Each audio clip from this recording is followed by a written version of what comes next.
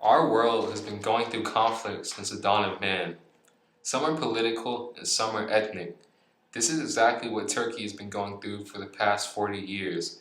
To break things down, the Turkey PKK conflict is similar to the Israeli-Palestinian conflict. This conflict is aggravated because of a feeling of displacement. The Kurds feel their homeland has been divided by political boundaries. Quite frankly, it has been.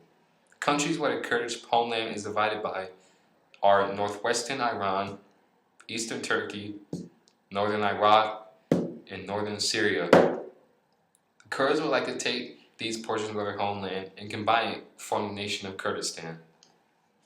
Many of us think the Kurdish conflict began in the late 20th century.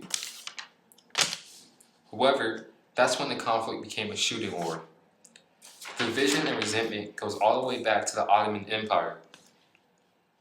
After the dissolution of the Ottoman Empire, the Turkish national state was formed. Economically, the Turks were historically a nomadic group of people.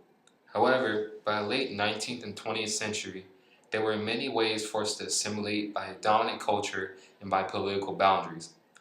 Kurdish culture got trampled on, and many prominent Turkish politicians and Turkish people are ethnically Kurdish, but culturally far from their Kurdish heritage. A very vocal Kurdish man named Abdullah Öcalan for the Kurdish Workers' Party, or PKK, came about in 1978. They initially started as a communist ideology group, but eventually transformed into a group advocating for the well-being of all Kurdish people. The ultimate goal for this group is separation from Turkey and forming the nation of Kurdistan. Throughout the 1980s, the PKK was constantly attacking Turkey. In 1984, they attacked Urul and Simdinili, killing 15 people. Throughout the 1980s, attacks like this were very common. Enough was enough, so in 1991, President Turgut Özal negotiated with the PKK to make peace arrangements. It seemed like a ceasefire was assured and peace was restored. However, in 1993, when the ceasefire was official, within a month, President Özal died of poison. Within about a year, all supporters for peace in Turkey were murdered in a covert military coup.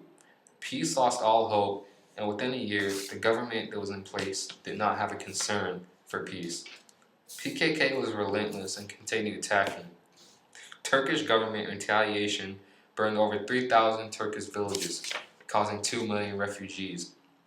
Ceasefire negotiations were eventually discussed, and for the next 2 decades, it was a constant ceasefire and flare-up, kind of like a chronic illness.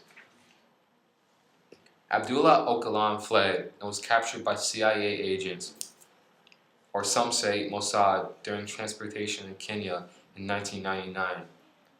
Over the years, the UN has unofficially recognized Kurdistan by placing no-fly zones over Kurdish regions. PKK has also agreed to withdraw from certain regions, and now things have gotten worse because of the ISIS situation. It is a very complicated matter, and only time will tell if things straighten out.